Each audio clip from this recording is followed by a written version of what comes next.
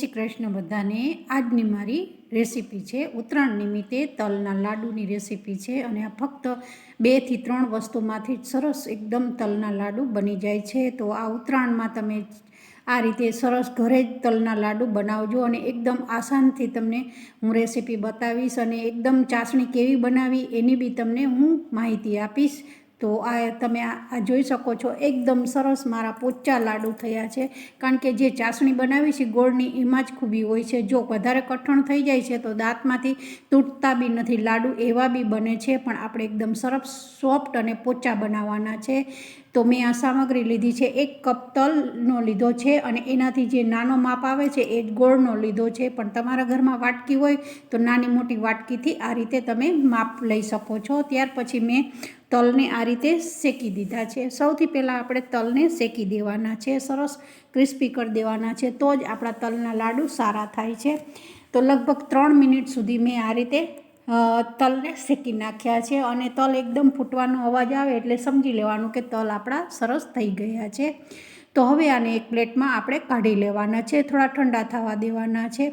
ત્યાર પછી આપણે ચાસણી કરવાની છે। આ રીતે તમે જોઈ શકો છો। તો વિડીયો પસંદ આવે તો જરૂરથી લાઇક, શેર ઓર સબસ્ક્રાઈબ કરજો। ત્યાર પછી મેં એક કડાઈમાં ફરી આપણે એક ગોળ લેવાનો છે, જે ગોળનો માપ લીધો છે, અને ત્યાર પછી મેં 1 ચમચી ઘી નાખ્યું છે। ઘીથી બહુ શાઇનિંગ આવે છે લાડુમાં। તો આ રીતે મેં ઉપર થોડીક જ અડધી ચમચી જ મેં ઘી નાખ્યું છે। ઘીનો ઉપયોગ ઓછો કરશો તો બી બહુ સરસ આ લાડુ સરસ થાય છે। અને ઉત્તરાયણમાં આ રીતે ઘરે જ લાડુ બનાવશો તો તમારે છોકરાઓને પતંગ ચગાવવામાં બી બહુ જ ભાવશે।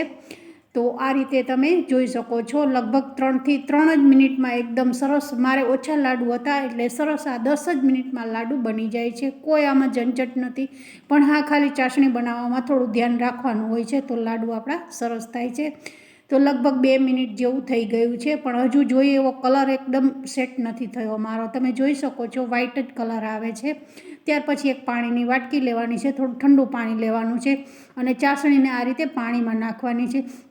જો આ બેસી જાય છે, ચાસણી મેં નાખી છે એ તો સમજી લેવાનું કે આપણું નીચે બેસી જાય ને તો સમજવાનું કે આપણી ચાસણી થઈ ગઈ છે। કડક નથી કરવાની, આપણે પોચી કરવાની છે, કારણ કે આપણા લાડુ એકદમ સરસ પોચા બનાવવાના છે।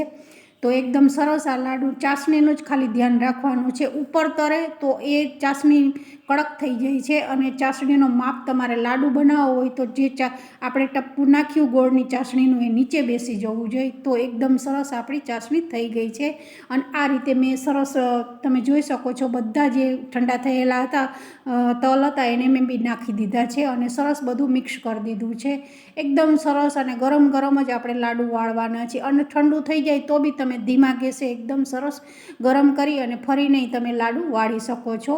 તો આ રીતે સરસ એકદમ મારા લાડુ તૈયાર થઈ ગયા છે। આ મિશ્રણ મેં તૈયાર કરી દીધું છે અને બધું એકદમ સરસ આપણે હલાવી અને મિક્સ કરી દેવાનું છે। તમે જોઈ શકો છો, જો આસાનીથી એકદમ સરસ જેવી રીતે હલવો હોય એ જ રીતે આપણું ફરે છે, કારણ કે ચોંટતું નથી। મારે જો ચાસણી સારી નહીં બની હોય તો ચોંટશે એકદમ નીચે, તો હવે થોડો હાથ પાણીવાળો કરી દેવાનો છે અને આ ગરમ ગરમ પ્રોસેસ હોય ત્યારે જ આપણે લાડુ વાળી દેવાના છે।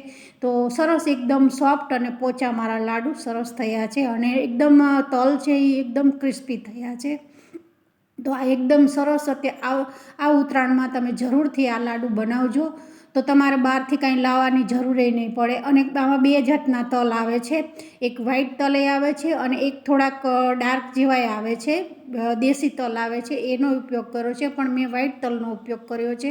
તો આ મારા લાડુ સરસ બની ગયા છે અને એક આ રીતે પ્લાસ્ટિકનો ડબ્બો, કોઈ પણ કાચનો ડબ્બો હોય એમાં એરટાઇટ કન્ટેનર હોય એમાં તમે ભરશો તો લગભગ 8 દિવસ સુધી સરસ લાડુ તૈયાર રહે છે।